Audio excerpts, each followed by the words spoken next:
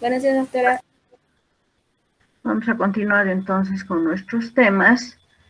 Estamos hablando de alteraciones del ciclo menstrual y hemos hablado de las alteraciones que se presentan por alteración del ritmo, por alteraciones en la cantidad de sangre.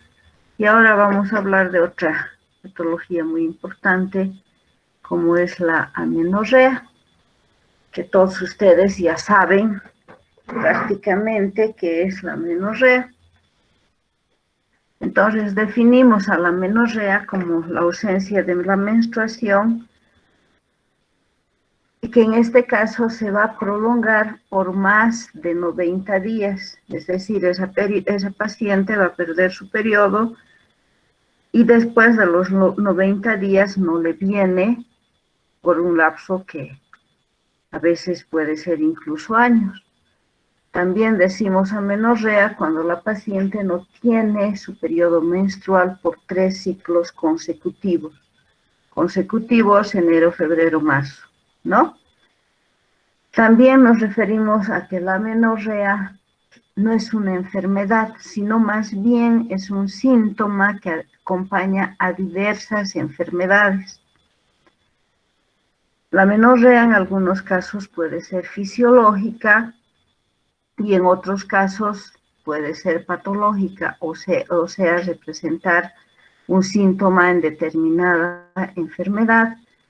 Y las amenorreas también pueden ser terapéuticas o iatrogénicas cuando el médico ha provocado esta amenorrea con el fin de semejar un estado de gravidez. Ya es a mi paciente, yo no quiero que le venga su periodo, ejemplo, en la endometriosis.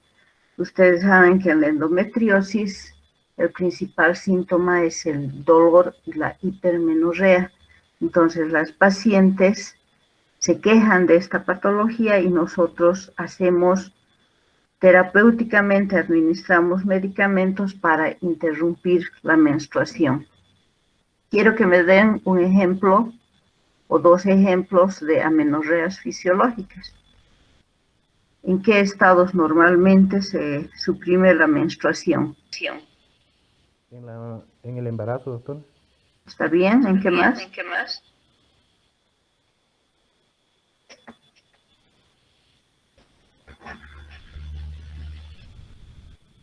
¿Quién más? Bueno, pues En la menopausia. en la menopausia, que se va a suprimir la menstruación y la paciente entra en una amenorrea fisiológica y, como ustedes están viendo, en la lactancia. Entonces son estas tres situaciones en que la paciente normalmente no va a tener su periodo, embarazo, lactancia y menopausia. Y las amenorreas patológicas, entonces, a la vez pueden ser orgánicas o funcionales. Las orgánicas se refieren a que existe lesión en un órgano que interviene en la menstruación, es decir, va a haber lesión a nivel de nuestro eje hipotálamo, hipófisis, ovario. Y funcionales es cuando se altera la función, ya sea en forma transitoria o definitiva.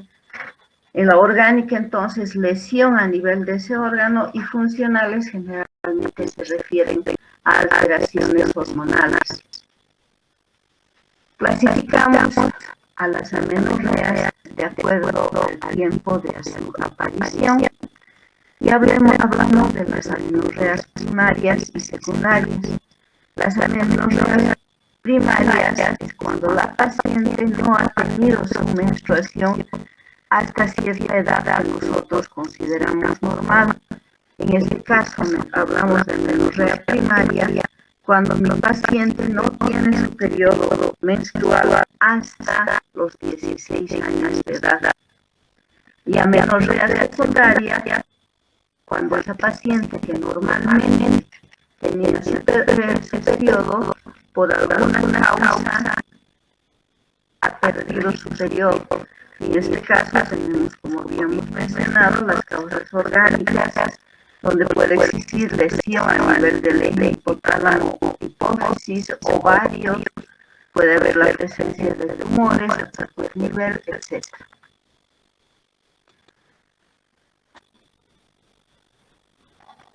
Lo mismo que acabamos de hablar. También clasificamos a las amenorreas de acuerdo a la gravedad. Y esto se refiere a la presencia o no de estrógenos en esa nuestra paciente. Y de este modo clasificamos en leve o grave.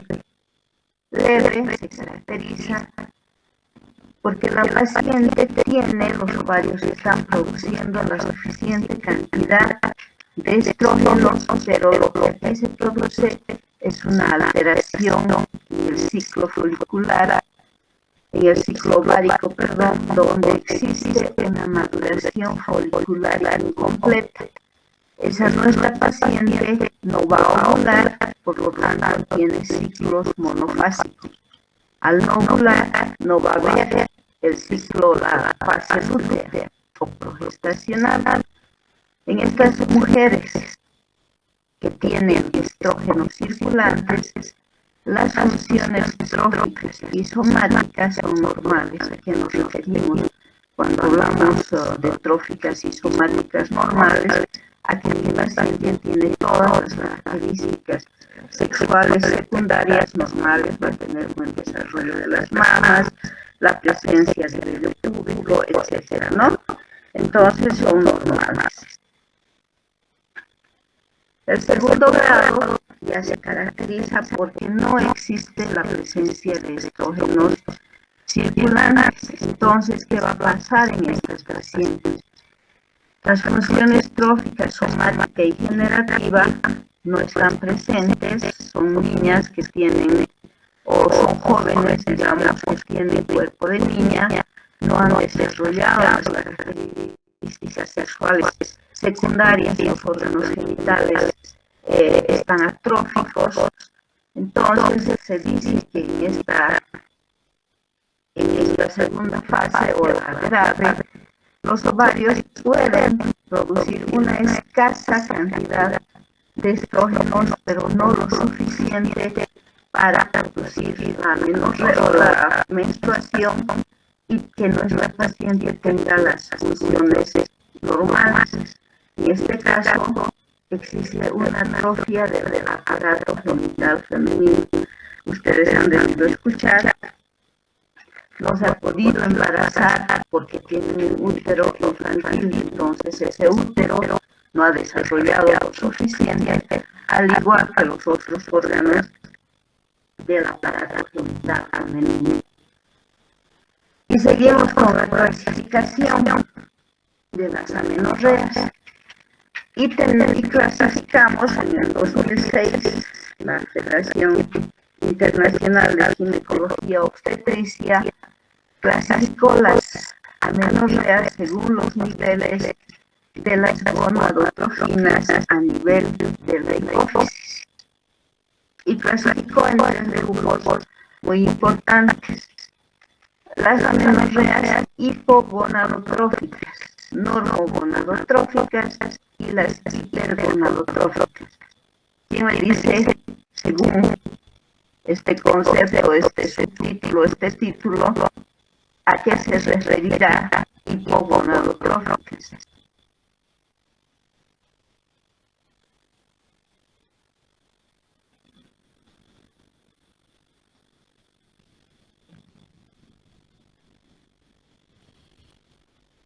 No hay la hormona estimulante y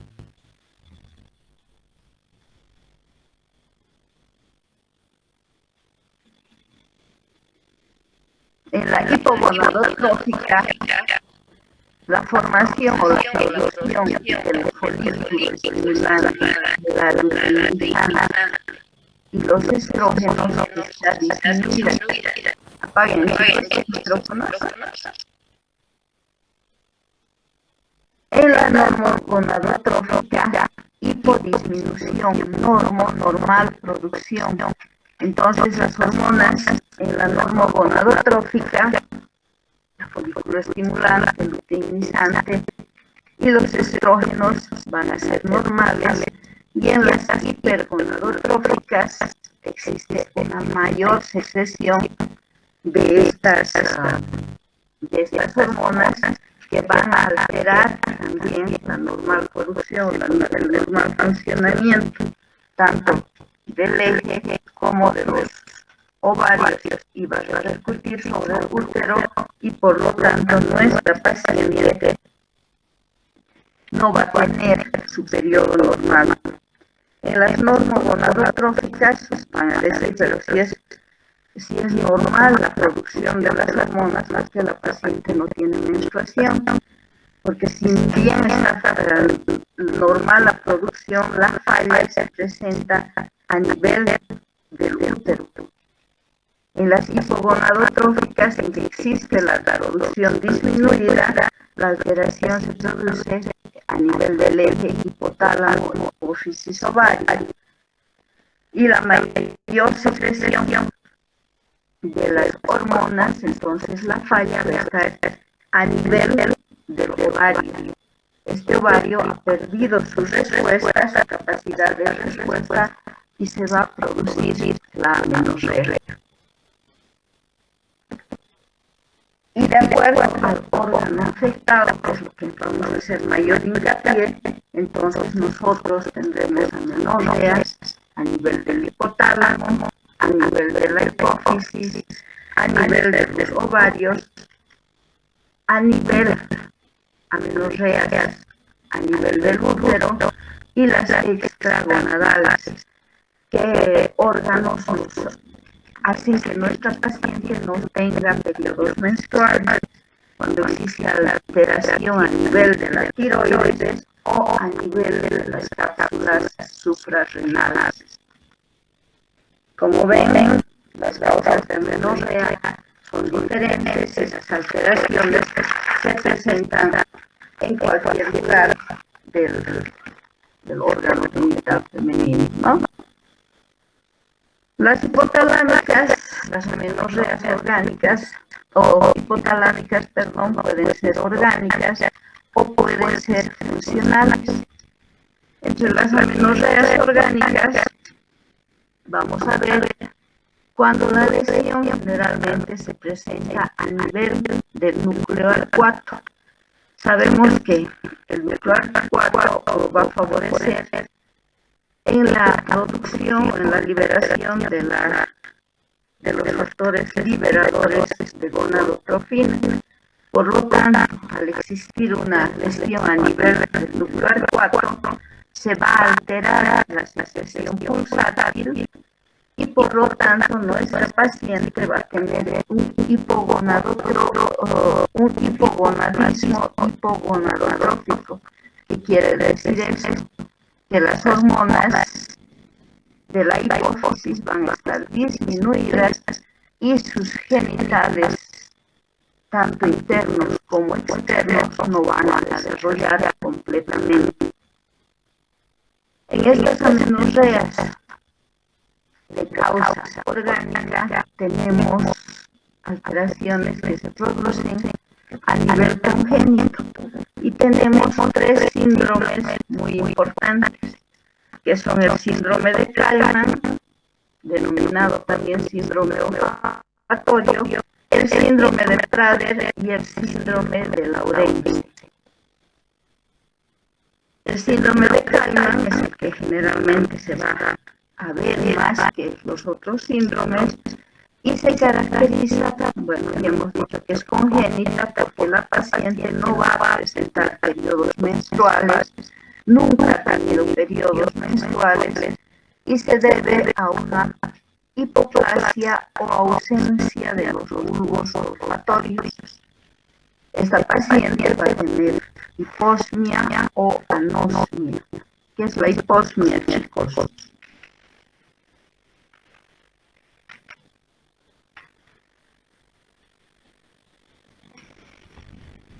Aquí hay mucha terminología médica que es importante saber si conocen o aclarar. ¿Perdón? Disminución del sentido del olfato. disminución del sentido de los olfatos. Entonces, ese paciente no va a percibir los olores como ahora ven el COVID, ¿no?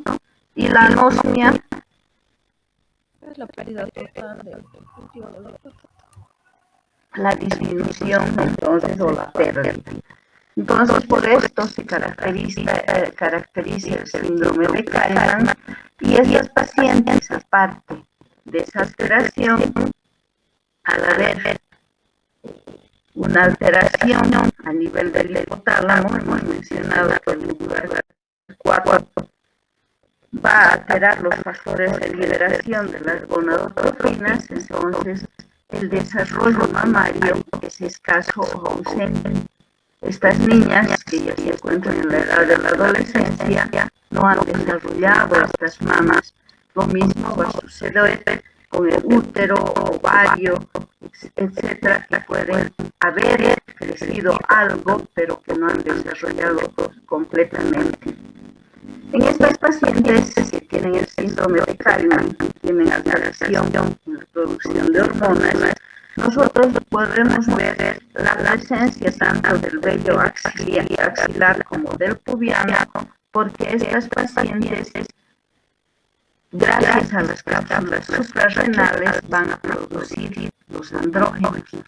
Entonces nosotros, si vemos un buen vello axilar, un buen vello pubiano, podemos pensar que la producción normal de las hormonas, o hay producción normal de las hormonas, pero en este caso se debe a la producción de la hormona masculina. Esta es una enfermedad hereditaria que se transmite en forma recesiva y es ligada al cromosoma X.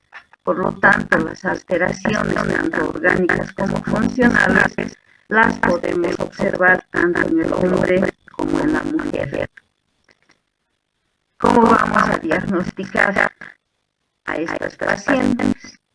En primer lugar, el examen, la anamnesis que hemos mencionado en ginecología es importante, donde vamos a determinar, vamos a preguntar si ha tenido ya la menarca, si no ha tenido, qué edad tiene la paciente, y en base a nuestro examen, a nuestro interrogatorio, a nuestro examen físico, ginecológico, si es necesario, haremos el diagnóstico pidiendo un análisis hormonal de las hormonas, como son la folículo estimulante, la luteinizante y los estrógenos.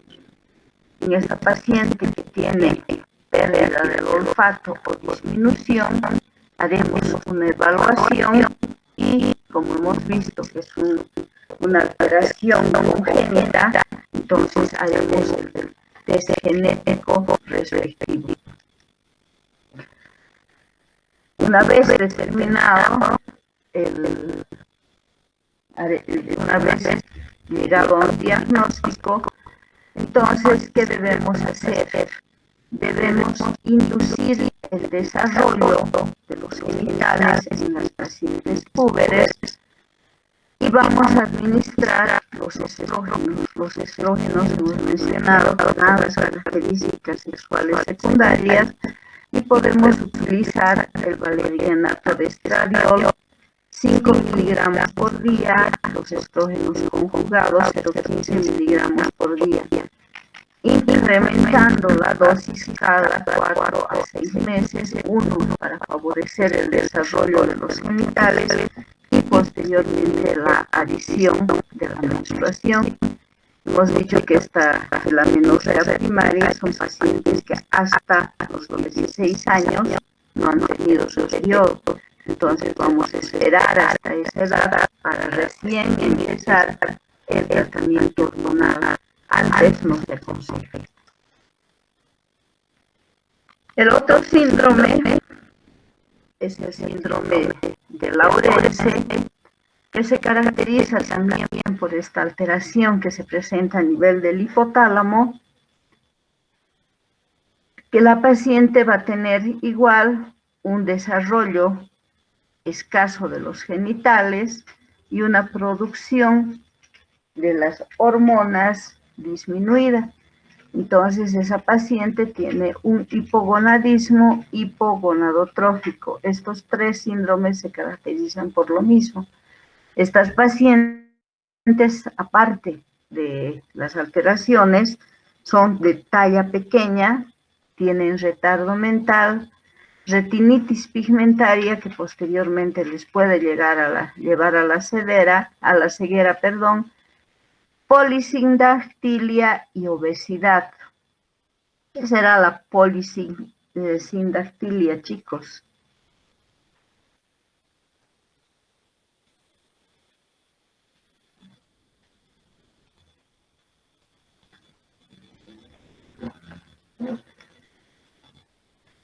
¿Alguien sabe? Polidactilianas. Polisindactilia. Polidactilia, ¿qué sería?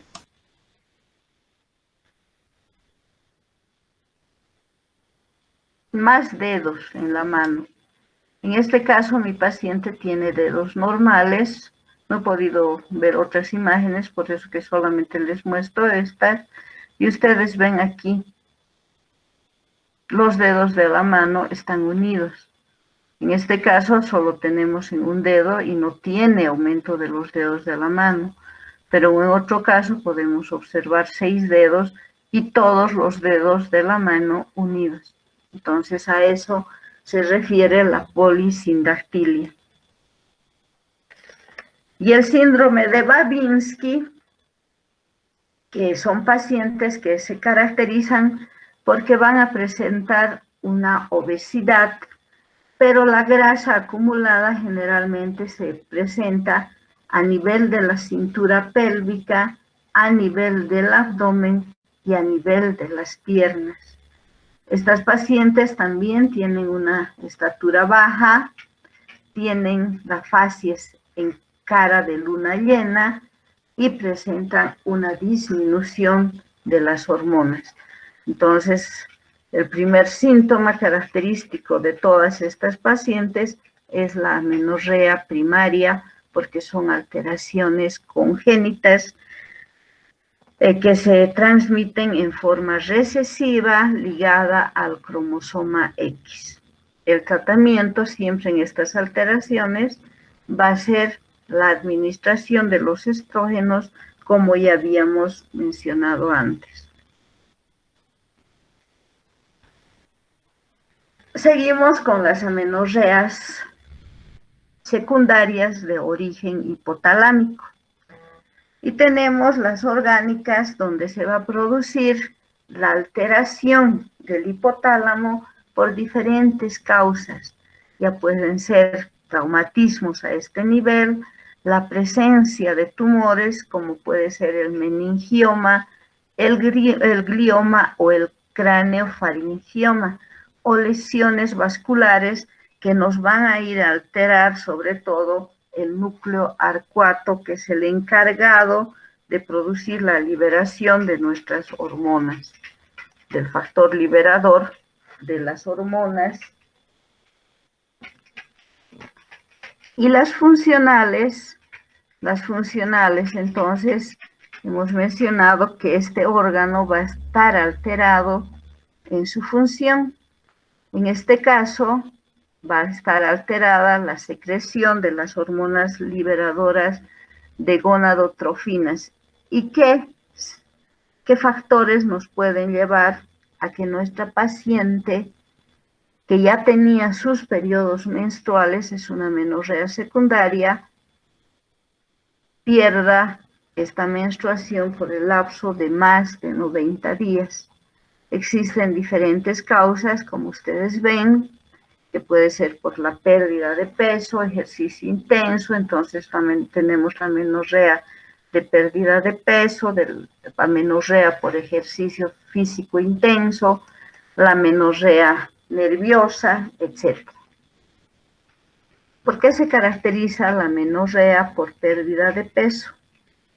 Hemos mencionado que para que se produzca la primera menstruación, la paciente debe tener el 17% de grasa corporal.